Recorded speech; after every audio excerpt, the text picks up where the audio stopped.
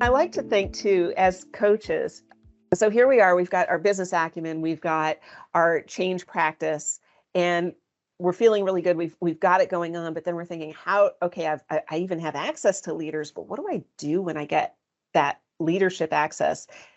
So how can I coach them? How can I help them get really more engaged and involved in the change? And in my mind, there are two skills that you want to hone. One is active listening, and the other is connecting the dots.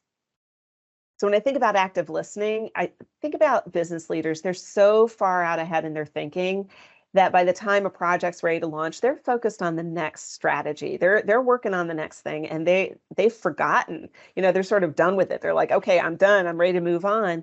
And you have to be able to pull them back. So your coaching questions and how you listen to them is going to bring them back to the topic at hand. Draw them out on how they got to their decision to support the change. Ask those relevant why questions, but then the key is it's active listening. I like to think of active listening as it's seeking to understand. It's listening to understand versus listening to respond. So instead of having that next question in your pocket ready to go, really listen. Don't think about what you're going to say next. Really listen. And instead of thinking about what to say next, you can offer feedback. You can say, this is what I'm hearing. Is that what you meant?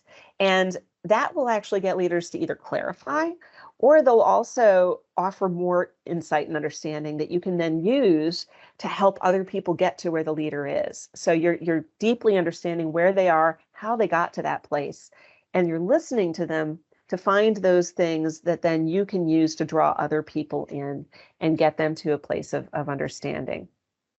And so to me, good listening is the skill that differentiates coaching from consulting. So it takes both study and practice. And I have to say, that's probably the one thing I'm always trying to work harder on, because I like to talk.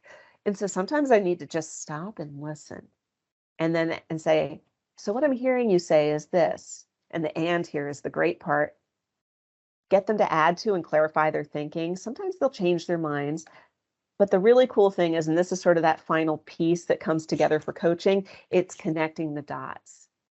So when you hear a change leader talking about something and they're telling you something new and interesting, you might be able to say, oh, wait a minute, that explains to me why these two things work in this way. And maybe we can take that information and put A plus B and get C here and help other people find that piece of the equation as well. So I think that connecting the dots is so important as a coach, because you're not consulting necessarily. You're just saying, hey, here's what I'm hearing.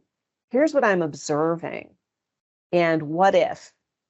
And then you're getting more engagement directly from the leaders and the other people you're working with. So we can bring that business acumen to bear. We can then add our change management expertise, and then that special sauce of coaching where you're listening very carefully and asking interesting questions and then making those connections, connecting those dots across.